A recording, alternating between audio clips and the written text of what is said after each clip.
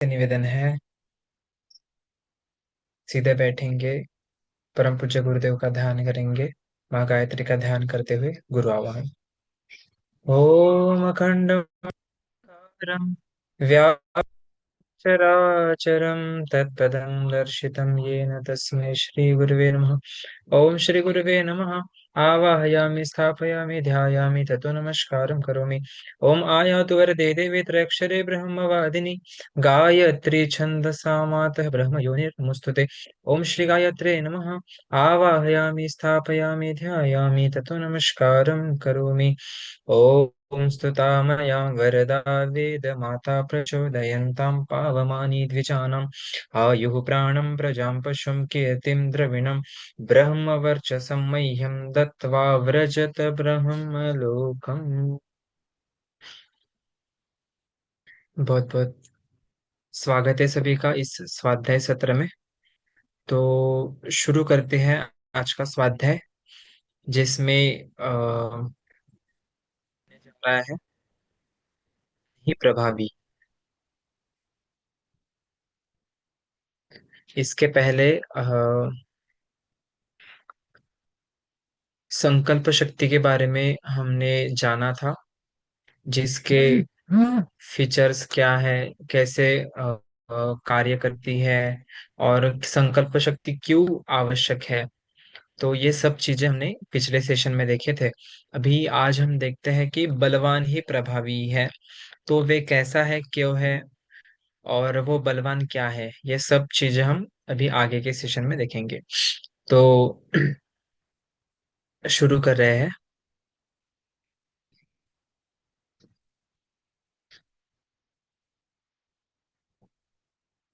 शुभ या अशुभ। एक एक सेकंड।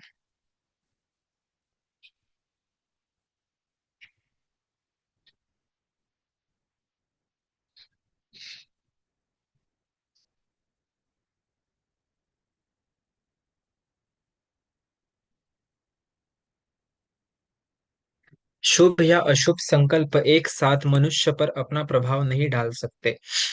इन दोनों में जो बलवान होगा उसी का प्रभाव पड़ेगा, क्योंकि बलवान संकल्प कमजोर को नष्ट कर देता है। तो इसमें देखते हैं, मुख्यतः दो चीजें इसमें बताई गई है।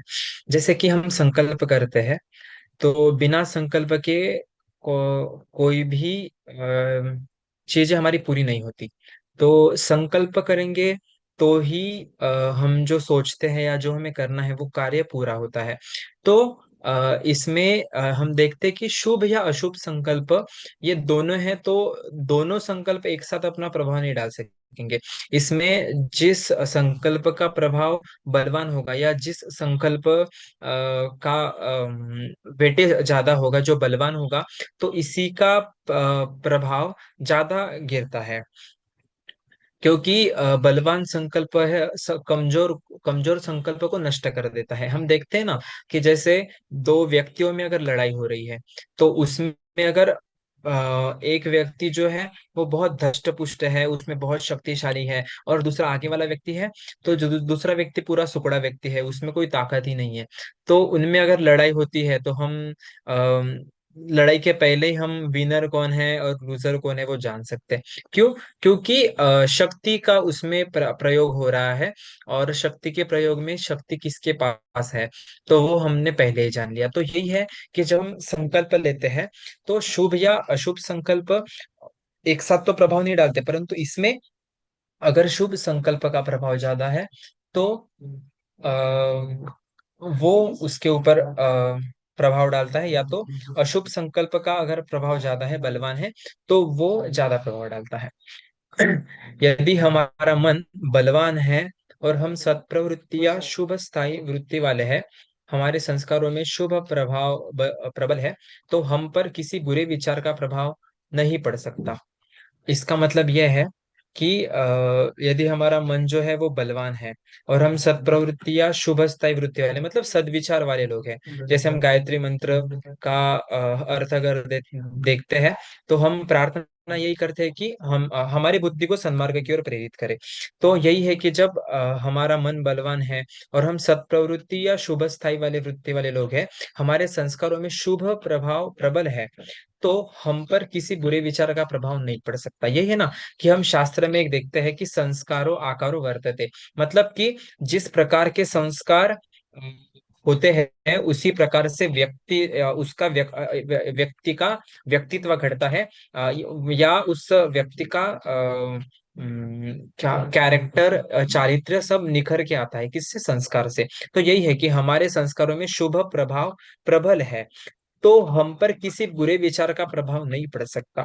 इसमें एक तुकडोजी महाराज जी के लहर की बर का एक ग्रंथ है, उसमें एक श्लोक आता है कि बलवान वह होता पूरा जन जीव में समरस भरे, माने न अपने को बड़ा सच बात छोटे की गिने, वक्तव्य भी यदि दे कही तो विनय उसके साथ है, आदर्श और विनय से प्रिय लगती बात है।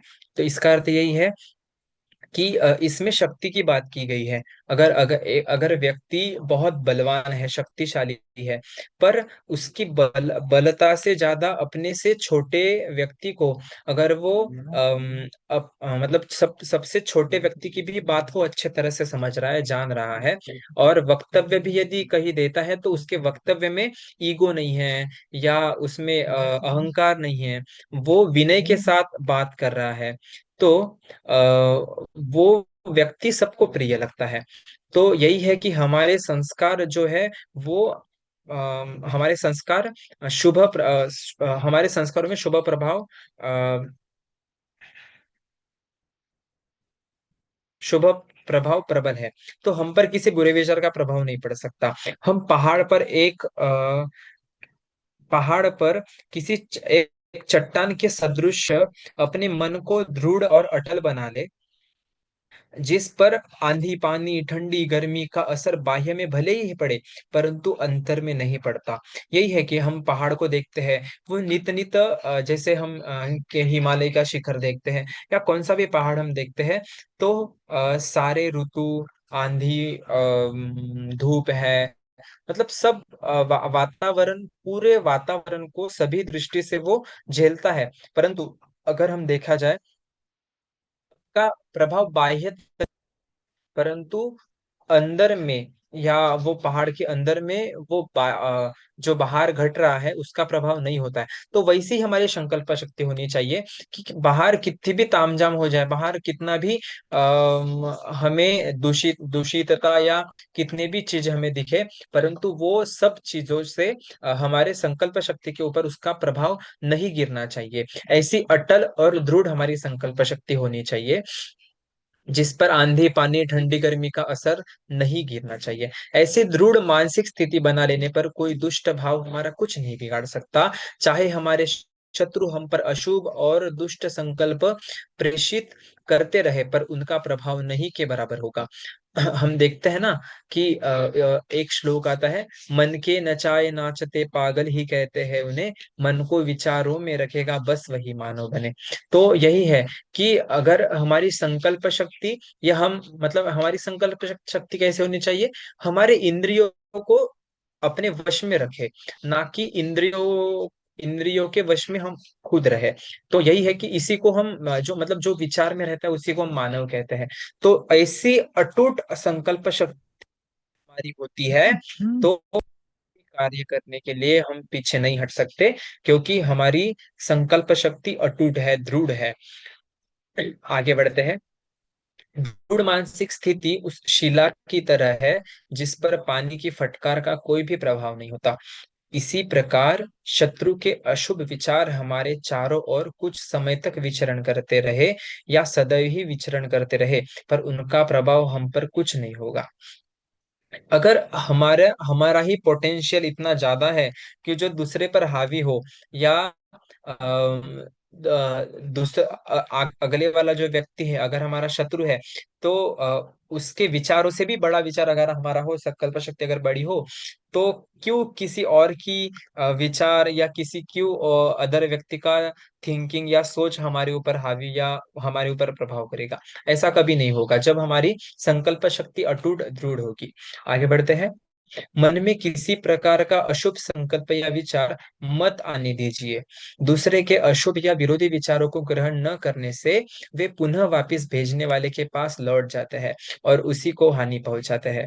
तो यही है कि अपने मन में जो है अशुभ संकल्प का विचार कभी मत आने देना चाहिए। इसीलिए स्वाध्याय सत्संग की आवश्यकता होती है हमें।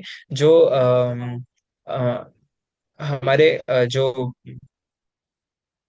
मतलब हमारे संकल्प जो होते हैं कि हम स्वाध्याय और सत्संग नित्य करेंगे, तो उनकी आवश्यकता क्यों है कि मन हमारा एक ऐसा है, सिस्टम है कि जिसको हर रोज अपडेट चाहिए। हर रोज मतलब जैसे क्या हम जैसे हमारे फोन का कैच जो होता है वो हर समय अपनों को मैन्युअली डिलीट करना पड़ता है।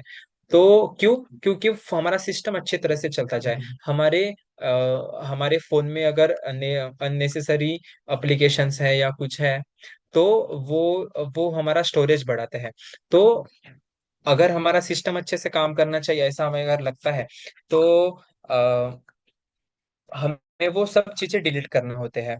तो उसी प्रकार हमारे मन के अंदर दिन भर में कितने सारे विचार आते हैं, या हम कितने, हाँ, निगेटिव थॉट्स हम जिसको बोलते हैं, तो वो सब चीजों को अगर हमको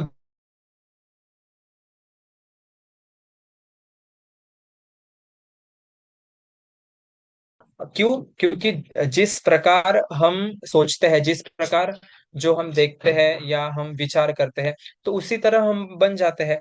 तो इसीलिए कहा गया है कि हमें अच्छा विचार करना चाहिए, निगेटिव निगेटिव विचार नहीं करना चाहिए। अम, यह है कि जैसा जैसे दूसरे के अशुभ या विरोधी विचारों को ग्रहण न करने से वे पुनः वापस भेजने वाले के पास लौट जाते हैं और उसी को हानि पहुंचाते हैं। तो इसमें भी एक है कि जैसे हम छोटे थे तो हमको टीचर्स लोग बताते थे, हम उनको उनके पास कंप्लेंट लेके जाते थे कि इसने ऐसे ऐसी गालियां दी, या इसने मेरे साथ ऐसे ऐसे बर्ताव किया, इसने मेरे को ऐसा बोला, इसने मुझे अपशब्द बोले। तो टीचर्स हमें समझाते थे कि देखो, उन्होंने आपको गाली दी, मतलब ये तो मतलब ये था कि समझाने का तरीका उनका, अगर लॉजिक देखे तो ये यहाँ पे बहुत अच्छे से फिट होता है कि वो बोलते थे कि उन्होंने आपको गाली दी, उन्होंने तो दी, पर तुमको बुरा क्यों लगना चाहिए? तुम्हें बुरा नहीं लगना चाहिए, सिर्फ उन्होंने गालियां दी है। देखिए, अगर मेरे पास ये चौक है, ये मैंने तुमको दिया, परंतु तुम्हारे पास चॉइस है वो चौक को लेना है या नहीं लेना है। अगर तुमने वो चौक लिया तो हाँ ठीक है, तुमने एक्सेप्ट कर लिया। परंतु तुमने चौक लिया ही नहीं, सिर्फ मैंने देने की क्रिया की, परंतु वो तुमने लेने की क्रिया क्रिया पूर्ण की ही नहीं। इसका मतलब यह है कि तुमने उसको स्वीकार नहीं किया। तो फिर तुम उस अब जो आगे वाला इंसान है, वो हमको गाली दे रहा है, अपशब्द बोल रहा है, तुम उसको अगर स्वीकार करते हो तो बुरा लगना चाहिए। स्वीकार ही नहीं करोगे तो फिर तुम्हारे पास तो लगेगा ही नहीं। क्या होगा कि अगर कोई व्यक्ति गाली देता है, अपशब्द देता है, तो तुम उन शब्दों को स्वीकार ही मत कीजिए, उन शब्दों को अपने पास आने ही मत दीजिए।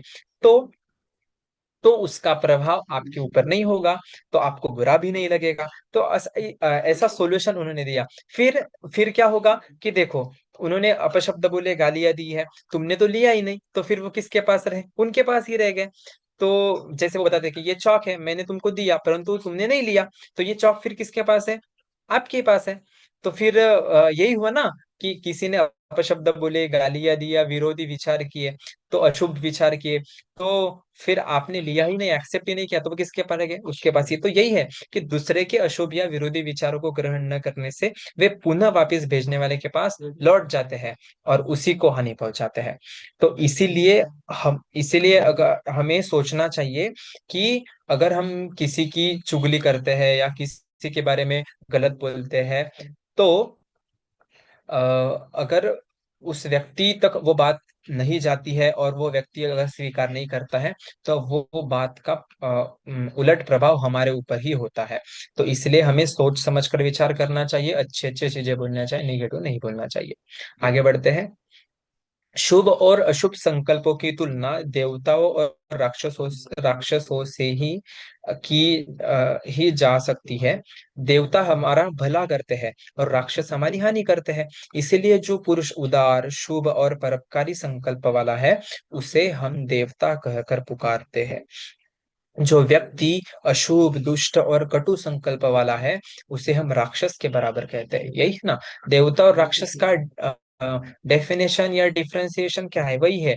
देवता मतलब क्या? जिसके पास गुण कैसे है? अच्छे है, प्रेम है, करुणा है, दया है ना, आनंद है। और राक्षस क्या है? जिसके पास कल्मश है, कषा है, द्वेष है, राग है, क्रोध है। यही है। तो जो देने वाला है, देवता हम किसे किसे कहते हैं? जो देने वाला इंसान है, जो जिसकी प्रवृत्ति देने वाली है, उदार है, शुभ और परोपकारी संकल्प वाला है, उसे हम देवता कहते हैं। तो वैसा ही देवता हमें बनाना है। और देवता कहाँ पे रहते हैं? स्वर्ग में रहते हैं।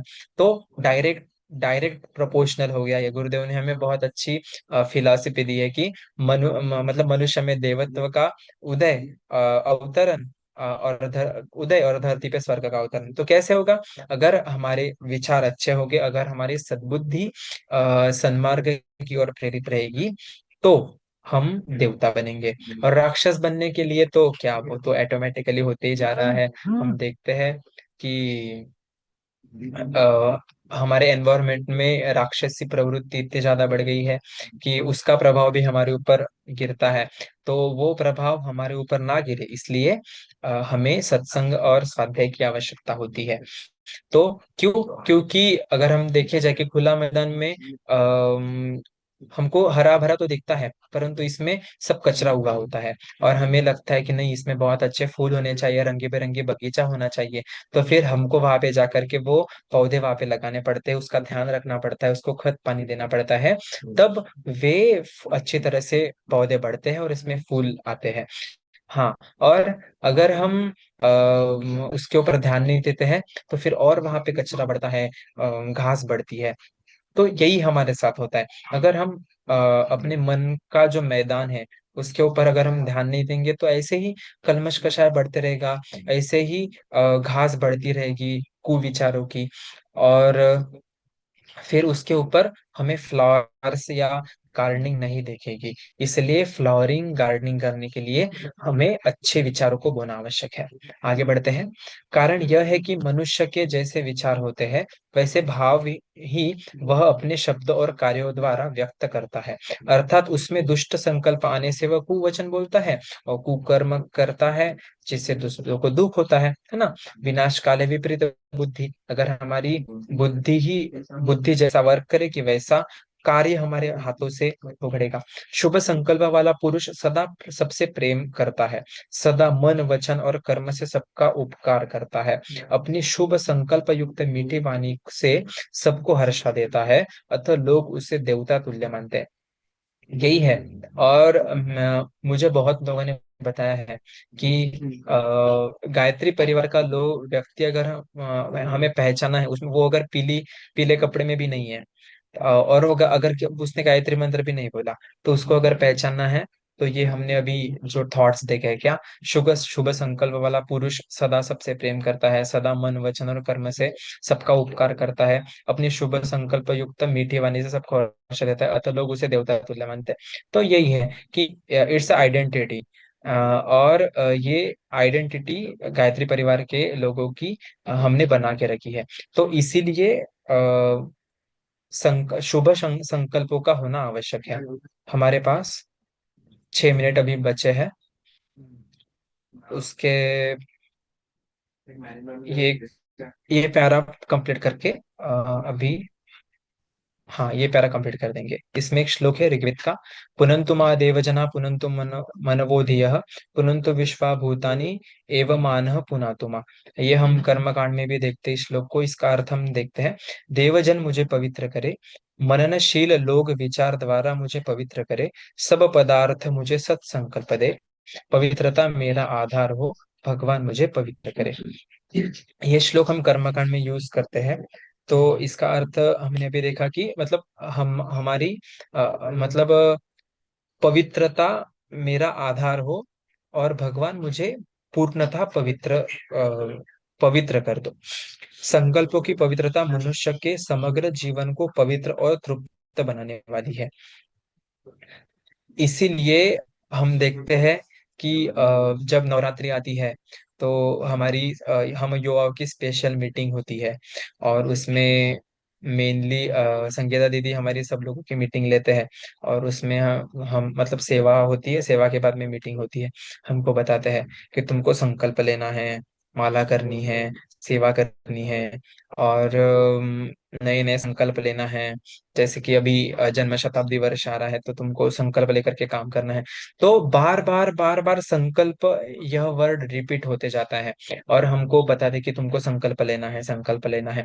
तो देखिए, हमने अभी देखा कि संकल्प शक्ति का प्रभाव कितना बड़ा होता है। तो इसीलिए देखिए, संकल्पों की पवित्रता मनुष्य के समग्र जीवन को पवित्र और तृप्त बनाने वाली है। इसीलिए टास्क कंप्लीट करने के लिए या किसी एक में उद्देश्य को पूर्ण करने के लिए संकल्प की आवश्यकता होती है। इसीलिए ये किताब हमने हमको पढ़नी है या स्वाध्याय करना है, संकल्प शक्ति की प्रचंड प्रतिक्रिया। तो यह पैराग्राफ से हम यह यही पे विराम देते हैं। इसके बाद में अपने पास अभी 4 मिनट बचा है, तो इसमें किसी को डाउट या किसी को कुछ पूछना है तो आप पूछ सकते हैं। मैं यहाँ पे रुक रहा हूँ।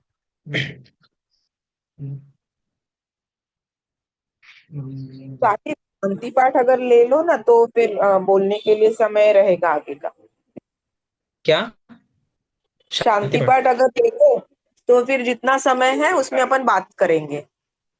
ओके ओके, चलेगा। शांति पाठ ले लेते हैं। ओम द्यौः शान्तिरन्तरिक्षगं शान्तिः पृथिवी शान्तिराप शान्तिरोषधयः शान्तिः वनस्पतयः शान्तिर्विश्वे देवा शान्तिर्ब्रह्म शान्तिः सर्वगं शान्तिः शान्तिरेव शान्तिः सामा शान्तिरेधि। ओम शान्तिः शान्तिः शान्तिः सर्वारिष्टस्तु शान्तिर्भवतु। किसी को कुछ पूछना है या बोलना है